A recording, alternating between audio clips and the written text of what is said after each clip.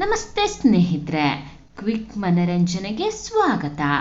ಕನ್ನಡ ಕಿರುತೆರೆಯಲ್ಲಿ ಸದ್ಯ ಒಂದಕ್ಕಿಂತ ಒಂದು ಅದ್ಭುತವಾದಂತಹ ಸೀರಿಯಲ್ಗಳು ಪ್ರಸಾರವಾಗ್ತಾ ಇವೆ ಅಂತಾನೆ ಹೇಳ್ಬೋದು.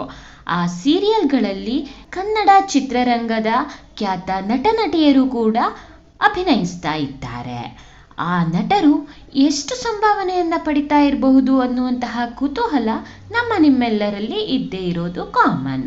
ಹಾಗೆ ಈ ಕುತೂಹಲ ನಿಮಗೂ ಕೂಡ ಇದೆಯಾ? ಹಾಗಾದ್ರೆ ನಿಮ್ಮ ಕುತೂಹಲಕ್ಕೆ ಬ್ರೇಕ್ ಹಾಕುವಂತಹ ಮಾಹಿತಿ ಇಲ್ಲಿದೆ ನೋಡಿ. ಅದನ್ನ ನೋಡೋಕ್ಕೂ ಮೊದಲು ನೀವಿನ್ನೂ ನಮ್ಮ ಚಾನೆಲ್ನ ಸಬ್ಸ್ಕ್ರೈಬ್ ಮಾಡಿಲ್ಲ ಅಂತಂದ್ರೆ ದಯವಿಟ್ಟು ಸಬ್ಸ್ಕ್ರೈಬ್ ಮಾಡಿ.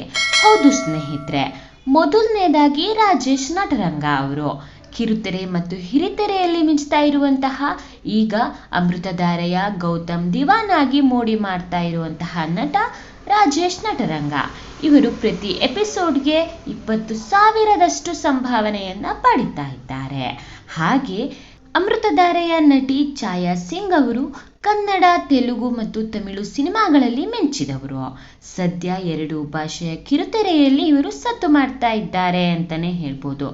ಈಗ ಅಮೃತಧಾರೆಯಲ್ಲಿ ಭೂಮಿಕಾ ಆಗಿ ನಟಿಸ್ತಾ ಇರುವಂತಹ ಛಾಯಾ ಸಿಂಗ್ ಅವರು ಪ್ರತಿ ಎಪಿಸೋಡ್ಗೆ 20,000 ರೂಪಾಯಿಯಷ್ಟು ಸಂಭಾವನೆಯನ್ನ ಪಡಿತಾ ಇದ್ದಾರಂತೆ.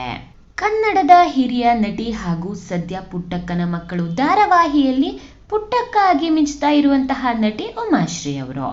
ಇವರು ಒಂದು ಎಪಿಸೋಡ್ಗೆ ಬರೋಬ್ಬರಿ 35,000ದಷ್ಟು ಸಂಭಾವನೆಯನ್ನ ಪಡಿತಾ ಇದ್ದಾರೆ.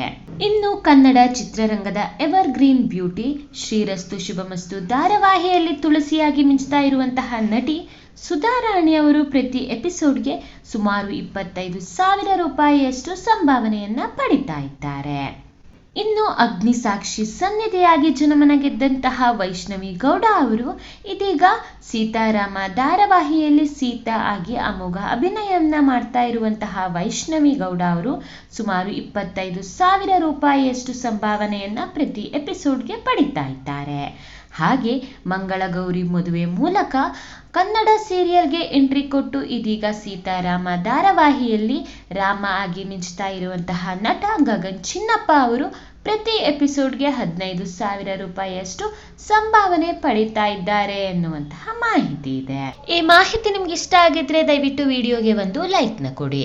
ನಿಮ್ಮ ಮೆಚ್ಚಿನ ನಟನಟಿಯರು ಯಾರು ಎಂಬುದನ್ನ ಕಮೆಂಟ್ ಮೂಲಕ ತಿಳಿಸಿ. ಇನ್ನಷ್ಟು ಇಂಟ್ರೆಸ್ಟಿಂಗ್ ಮಾಹಿತಿಗಾಗಿ ನಮ್ಮ ಚಾನೆಲ್ ಅನ್ನ ಸಬ್ಸ್ಕ್ರೈಬ್ ಮಾಡಿ. ಮತ್ತೆ ಮುಂದಿನ ವಿಡಿಯೋದಲ್ಲಿ ಸಿಗೋಣ. Thank you for watching.